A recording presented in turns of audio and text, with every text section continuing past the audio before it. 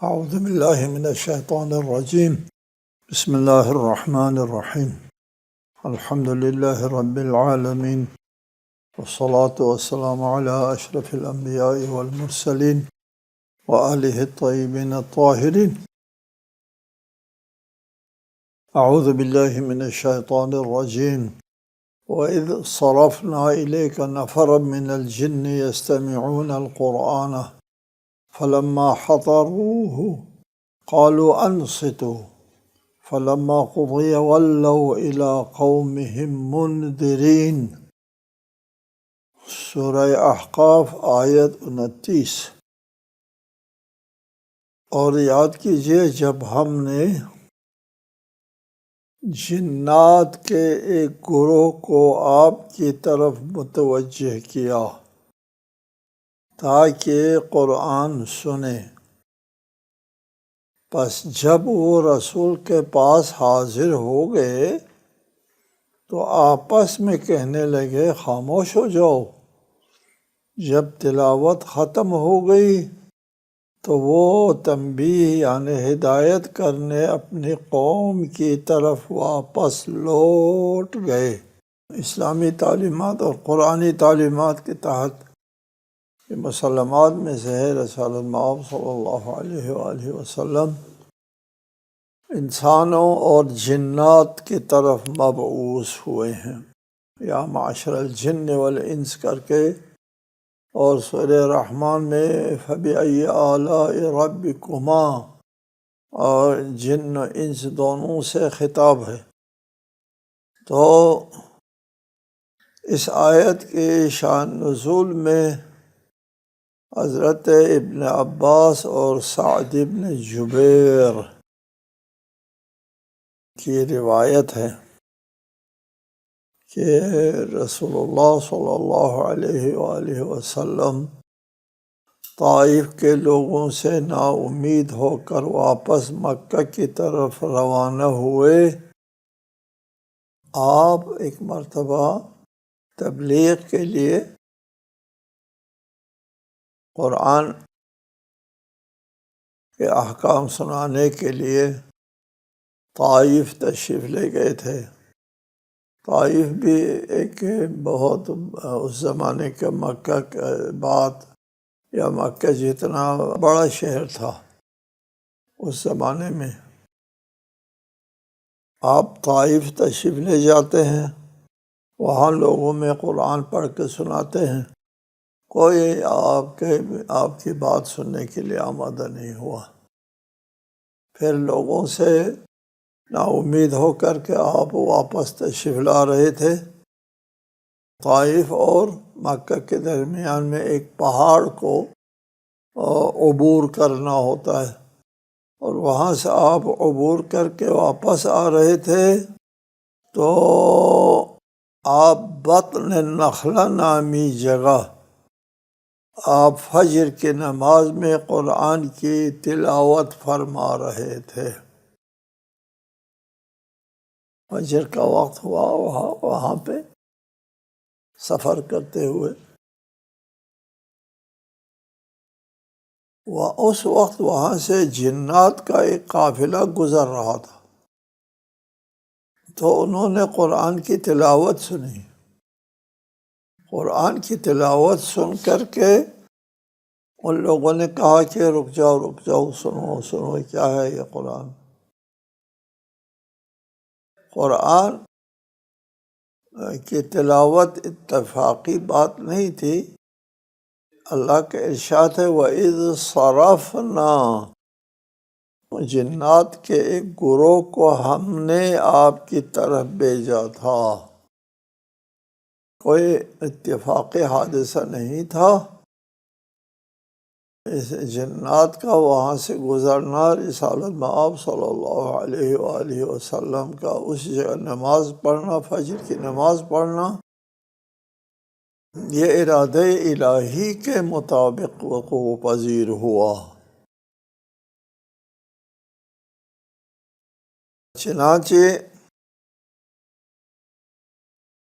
وہاں پر فلما حضروہ قالوا انصتوا، جب وہ جنات وہاں پہنچے، حاضر ہوئے جہاں آپ نماز پڑھ رہے تھے اور نماز میں قرآن کی تلاوت فرما رہے تھے، تو وہ کہنے لگے انصتو، یار خاموش رہو، سنو تو صحیح۔ جی آپس میں وہ ایک دوسرے کے کہ قرآن اور لہجہ رسول، قرآن تو جس سے بھی سنتا ہے انسان تو متاثر ہوئے بغیر نہیں رہ سکتا۔ قرآن معجزہ ہے، رسالت آپ کا معجزہ ہے۔ تمام انبیاء کو معجزات دیے ہیں، ہمارے نبی کو بھی معجزہ دیا ہے۔ میں ایک بات کہا کرتا ہوں، تمام انبیاء چونکہ اپنے زمانے کے لیے مبعوث ہوئے تھے، اس لیے ان کو وقتی اور محسوس معجزہ دیا۔ حضرت موسیٰ کو عصا دیا، عصا جو ہے وہ اژدہا بنتا تھا۔ اژدہا اس وقت کے لوگوں نے دیکھا ہے، ہم نے تو نہیں دیکھا۔ ید بیضاء، حضرت موسیٰ جب ہاتھ نکالتے تھے تو وہ ہاتھ چمکتا تھا، تو موسیٰ کے ید بیضاء کو بھی وہاں معاصر لوگوں نے دیکھا ہے۔ حضرت عیسیٰ کے معجزات کو عیسیٰ کے معاصر لوگوں نے دیکھا ہے، ہم نے باقی لوگوں نے تو نہیں دیکھا۔ محدود اور محسوس، نظر میں آنے والا معجزہ دیا ہے۔ دو باتیں ہیں باقی انبیاء کے معجزات میں، دو باتیں ہیں، ایک تو محسوسات میں سے ہیں اور دوسرا محدود اپنے زمانے کے حد تک ہے۔ اس زمانے کے لوگ جو ہے وہ اس کے مبلغ فکری جو ہے، وہ سطح فکری جو ہے بہت نیچے تھی، اس لیے سمعی و بصری ذرائع سے ان کو سمجھایا جاتا تھا۔ معجزات سمعی بصری ہوتے تھے۔ جب رسالت مآب صلی اللہ علیہ وآلہ وسلم کو جو معجزہ دیا گیا وہ سمعی بصری نہیں، وہ عقلی اور فکری ہے، اور وہ محدود نہیں، اپنے زمانے تک، قیامت تک کے لیے یہ معجزہ موجود، اپنے پورے آب و تاب کے ساتھ معجزہ موجود ہے۔ آج ہمارے سامنے بھی یہی معجزہ موجود ہے، اور آپ کے زمانے کے لوگوں کے سامنے یہی معجزہ۔ بڑا فرق ہے معجزات۔ یہ معجزہ تھا، یہ سن کر کے جنات نے کہا انصتو، چپ رہو، سنو تو صحیح، کیا کلام ہے۔ اول تو کلام خدا معجزہ، ثانیاً لہجہ رسول میں سن رہے ہیں، وہ کیا بات ہے۔ دو اس میں وہ ہے، قابل توجہ ہے۔ کلام خدا کی فصاحت و بلاغت اور لہجہ رسول کی شیرینی۔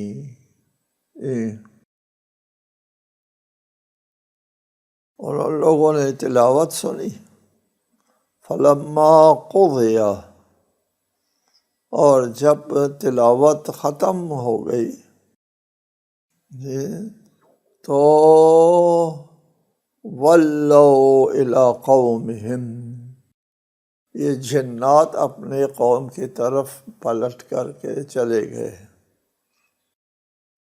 منذرین، منذر بن کر، تنبیہ کرنے والے بن کر، اور پیغام رسان بن کر۔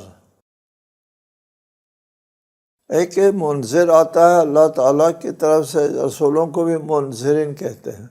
یہاں دیکھو، رسول کے پیغام کو دوسرے لوگوں تک پہنچانے والوں کو بھی منذرین کہتے ہیں۔ وہ قرآن مجید میں ایک آیت ہے، فلولا نفر من کل فرقۃ وَلِيُنذِرُوا قَوْمَهُمْ، انذار، تفقہ کے بعد انذار، منذر ہے وہ، فقیہ بھی منذر ہے۔ لیتفقہوا، تفقہ کے بعد ینذرو انذار ہے جی، یعنی پیغام رسول کو پہنچانے والے وہ بھی منذر ہے، تنبیہ کرنے والے، لوگوں کو متنبہ کرنے والے جی۔ الی قومہم منذرین، منذر بن کر کے اپنے قوم کی طرف لوٹ کر جاتے ہیں۔ آپ کو معلوم ہے کہ لوگوں نے اللہ تعالیٰ کی طرف سے آنے والے براہ راست جو منذرین ہیں ان کو قبول نہیں کیا، رد کیا، ہم نہیں مانتے۔ اور رسول اللہ کے پیغام پہنچانے والے منذرین فقہا کو بھی نہیں مانتے، یہ کہتے ہیں ہم تقلید نہیں کرتے۔ سبحان اللہ۔ اور یہاں وہ ایک بات کرتے ہیں، یہ سن کر کے ہم تو ہل جاتے ہیں، انا للہ کہتے ہیں۔ وہ کہتے ہیں ہم امام کی تقلید کرتے ہیں، ان مولویوں کی تقلید نہیں کرتے۔ یہ اہانت ہے، توہین ہے۔ تقلید کہتے ہیں دوسرے کے گردن پر ذمہ داری ڈالنا، جی اس کو تقلید کہتے ہیں۔ ائمہ کی گردن پر ذمہ داری ڈالتے ہو، ہم امام کی تقلید کرتے ہیں۔ بدبختوں کتنے جسارت کرتے ہو، امام کی تقلید نہیں ہوتی، اطاعت ہوتی ہے۔ تقلید اس فقیہ کی ہوتی ہے، فقیہ کے گردن پر ذمہ داری ڈالتے ہیں۔ یہ فقیہ کے لیے اہانت نہیں ہے، ائمہ کے لیے اہانت ہے۔ یہ جاہل لوگ ائمہ کی اہانت بھی کرتے ہیں۔ ہم معصوم کی تقلید، انا للہ و انا الیہ راجعون، یعنی ہم معصوم کے گلے میں ڈالتے ہیں۔ کتنی اہانت کی بات ہے۔ معصوم کی اطاعت ہوتی ہے، تقلید فقیہ کی ہوتی ہے، اور فقیہ بھی منذر ہے۔ لِيُنذِرُوا قَوْمَهُمْ إِذَا رَجَعُوا إِلَيْهِمْ، قرآن کی صریح آیت ہے۔ سب لوگوں کے لیے تعلیم حاصل کرنے کے لیے نکلنا تو ممکن نہیں ہے۔ کچھ لوگ تعلیم حاصل کرے، دین کی سوجھ بوجھ حاصل کر کے لوٹیں اپنے قوم کی طرف، اور اپنے قوم کی انذار تنبیہ کریں۔ اور اگر قوم کے اوپر ان کی تنبیہ کو قبول کرنا واجب نہیں ہے تو پھر یہ کام عبث ہو گیا۔ بہرحال یہ ایک ضمنی بات تھی منذرین کے حوالے سے۔ قالوا یا قومنا انا سمعنا کتابا انزل من بعد موسیٰ مصدقا لما بین یدیہ یہدی الی الحق والی طریق مستقیم۔ انہوں نے کہا ہے ہماری قوم، ہم نے ایک کتاب سنی ہے جو موسیٰ کے بعد نازل کی گئی ہے، جو اپنے سے پہلے کتابوں کی تصدیق کرنے والی ہے، وہ حق اور راہ راست کی طرف ہدایت کرتی ہے۔ یہ جنات کا گروہ واپس جاتے ہیں اپنی قوم کے پاس، وہاں جا کر کے وہ تبلیغ شروع کر دیتے ہیں۔ یا قومنا انا سمعنا کتابا انزل من بعد موسیٰ، ہم نے ایک کتاب سنی ہے جو موسیٰ کے بعد نازل کی گئی ہے۔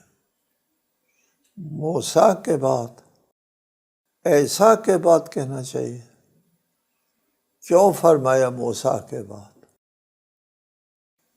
اس کی یہ توجیہ کرتے ہیں کہ ایسا کو کچھ لوگ مانتے ہیں، کچھ لوگ نہیں مانتے۔ اور حضرت موسیٰ کے اوپر جو کتاب نازل ہوئی ہے تورات، اس کو عیسائی بھی مانتے ہیں، اس کو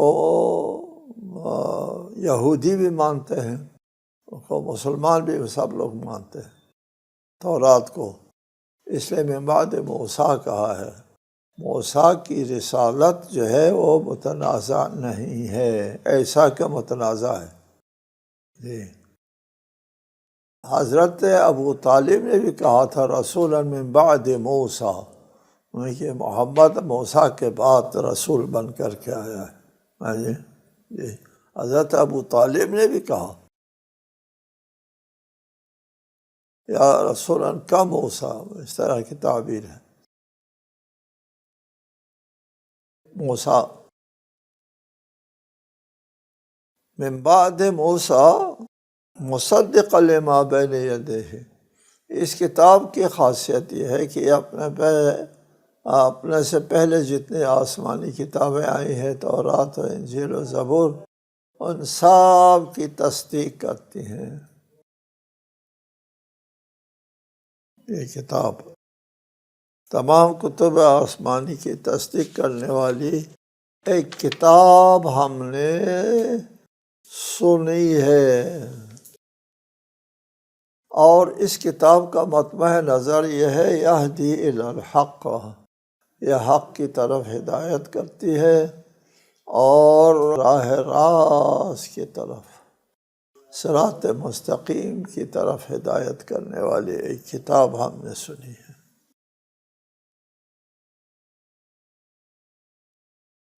یا قومنا اجیبوا داعی اللہ، جنات کا خطاب اپنے قوم سے جاری ہے، اے ہماری قوم، اجیبوا داعی اللہ وآمنوا بہ یغفر لکم من ذنوبکم ویجرکم من عذاب علیم، اے ہماری قوم، اللہ کی طرف بلانے والے کی دعوت قبول کرو اور اس پر ایمان لے آؤ کہ اللہ تمہارے گناہوں سے درگزر فرمائے گا اور تمہیں دردناک عذاب سے بچائے گا۔ جی، یا قومنا اجیبوا، اجابت دعوت، داعی اللہ، اللہ کی طرف بلانے والے کو۔ یہ رسول اللہ کہنے کی جگہ داعی اللہ کا لقب دیا، یہ تعبیر اختیار کی جنات نے۔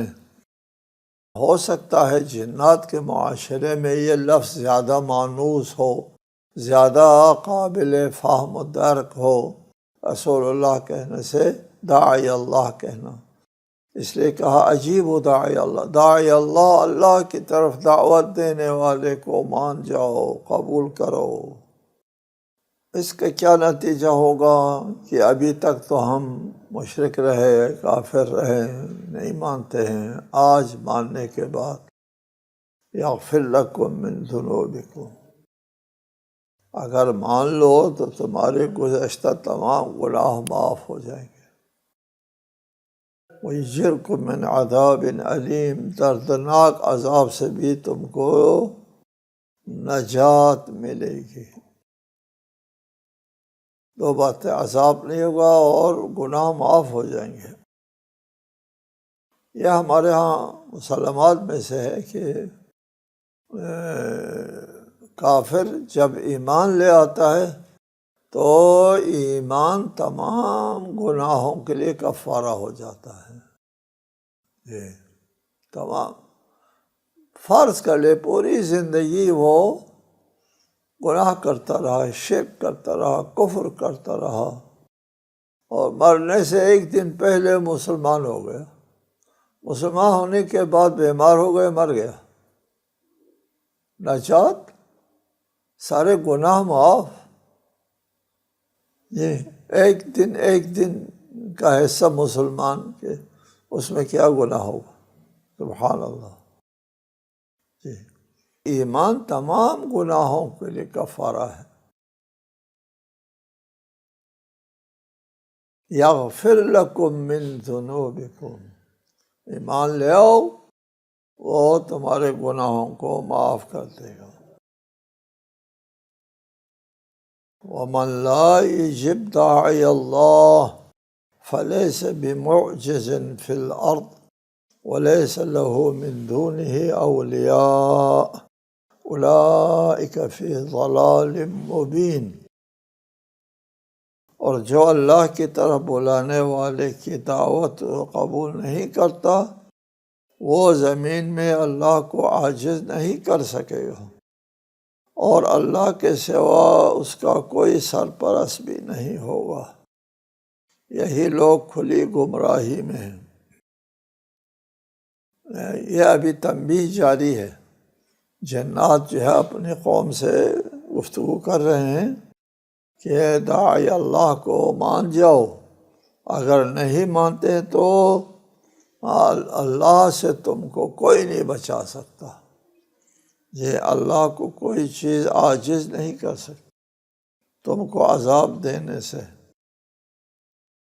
اور اللہ کے علاوہ تمہارا کوئی سرپرست، تم کو بچانے والا، تمہاری حمایت کرنے والا کوئی نہیں ہوگا جب اللہ نہیں ہوگا۔ اس شخص سے دنیا میں کوئی بیچارہ نہیں ہے جس کے پاس اللہ تعالیٰ کی حمایت نہیں ہے۔ ایک روایت ہے، تبرسی نے الاحتجاج میں یہ روایت بیان کی ہے کہ ایک یہودی نے حضرت علی علیہ السلام سے کہا کہ حضرت سلیمان کے لیے جنات مسخر تھے اور ان کے لیے محرابیں، تمثالیں بناتے تھے، تمہارے نبی کے لیے کیا مسخر؟ آپ نے فرمایا اس سے بہتر ہمارے نبی کے لیے مسخر ہوئے ہیں۔ وہ کیا؟ وہ یہ ہے کہ سلیمان کے لیے کام کرتے تھے جنات کافر رہ کر، سلیمان کی دعوت کو نہیں مانتے تھے، ان کی سلطنت کے تحت ان کی جبر کو ماننا پڑتا تھا، لیکن ہمارے رسول کے اوپر ایمان بھی لے آئے، سر تسلیم خم کیا، وہ زیادہ فضیلت ہے، مقام ہے جی۔ چنانچہ آپ کی خدمت میں جنات کے 9 رؤساء قبائل حاضر ہوئے۔ جنات کے بھی قبائل ہوتے ہیں، ان کے قبائل کے رئیس لوگ جو ہے وہ حاضر ہوتے ہیں، اور پھر ایک رئیس نصیبین اور 8 سردار احجر کا ہے، وہ نام بھی ہے ان کے۔ وہ قبائل کے سرداران جو ہے وہ حاضر ہوتے ہیں آپ کی خدمت میں، اور تمام قبائل والے جو ہے ان کے ایمان کا وہ اعلان کرتے ہیں کہ سب ایمان لے آئے ہیں، آپ کی رسالت کو قبول کرتے ہیں کہ یہ سلیمان سے زیادہ رسالت میں آپ کی درجہ ہے۔ اولم یروا ان اللہ الذی خلق السماوات والارض ولم یعی بخلقہن بقادر علی ان یحیی الموتى بلی انہ علی کل شیء قدیر۔ کیا وہ نہیں دیکھتے کہ جس اللہ نے آسمانوں اور زمین کو خلق فرمایا ہے اور جو ان کے خلق کرنے سے عاجز نہیں آیا، وہ اس بات پر بھی قادر ہے کہ مردوں کو زندہ کر دے۔ ہاں، وہ یقیناً ہر چیز پر قادر ہے۔ یہ یا قابل توجہ لفظ قرآن میں، وَلَمْ يَعْيَ، عاجز نہیں آیا۔ ہم نے یہاں پر اہل لغت کے کلمات سے استدلال کیا ہے اور یہ بات ثابت کر دی ہے کہ یا کا مطلب عاجز آنا ہے۔ ادھار العیاء کہتے ہیں ناقابل علاج بیماری کو۔ افعینا بالخلق الاول، کیا ہم پہلی بار کی تخلیق سے عاجز آ گئے تھے؟ قرآن مجید میں یہ لفظ عاجز کے معنی میں استعمال ہوا ہے۔ لہٰذا ان لوگوں کا معنی کرنا یا سے مراد تھک جانا ہے، یہ قابل قبول نہیں ہے۔ جو علم یا اللہ نہیں تھکا، یہ تھکنا نہ تھکنے کا سوال پہ اللہ تعالیٰ کے لیے قابل تصور نہیں ہے۔ اللہ نہیں تھکتا، اللہ نہیں سوتا۔ یہ یہودیوں کا ایک وہ ہے واقعہ وہ تورات میں کہ آسمان زمین کو خلق کر کے اللہ تعالیٰ تھک گیا اور تھک کر کے آرام کیا۔ اس آرام کے دن جو ہے وہ ہم چھٹی کرتے ہیں، اتوار کا دن۔ یہ اللہ تعالیٰ کے آرام کا دن ہے۔ یہ اللہ تھکتا ہے نہیں تھکتا ہے، یہ تصور جو ہے وہ یہود کا تصور ہے۔ اسلام میں اس قسم کا تصور نہیں ہے۔ لہٰذا ولم یعی کا مطلب جو ہے لم یعجز، عاجز نہیں آیا۔ اس آیہ مجیدہ میں یہ ارشاد فرمایا کہ جس ذات نے آسمانوں اور زمینوں کو خلق کر کے عاجز نہیں آیا، وہ تم کو دوبارہ زندہ کرنے سے عاجز آئے گا۔ اس کائنات کا مطالعہ ضروری ہے طالب علموں کے لیے۔ آج کل کے اکتشافات کی روشنی میں مطالعہ ضروری ہے۔ کائنات کتنا عظیم ہے، کتنا عظیم ہے کائنات، ایک لامحدود کائنات ہے۔ پتہ چلا ہے کائنات کی حد بندی نہیں ہو سکی، اور کائنات کے طول و عرض کے سلسلے میں کس طرح ماپتے ہیں، انسان کے لیے ماپنا ممکن نہیں ہے۔ ایک اندازہ کرتے ہیں نوری سال سے روشنی کی رفتار 1 سیکنڈ میں 3 لاکھ سے زیادہ ہے۔ 1 سیکنڈ میں 3 لاکھ میل نور جو ہے وہ روشنی سفر کرتی ہے۔ بعض کائنات کے ستارے 3 لاکھ سال نوری، 1 کروڑ سال نوری، 1 ارب سال نوری، روشنی کی رفتار سے جو 1 کروڑ سال جو ہے وہ ہم تک اس کی روشنی ابھی تک نہیں پہنچی۔ اتنا عظیم ہے یہ کائنات۔ ولم یعی، اتنے بڑی عظیم کائنات کو بنا کر کے اللہ عاجز نہیں آیا، تم کو دوبارہ زندہ کرنے سے عاجز آئے گا۔ السلام علیکم ورحمۃ اللہ۔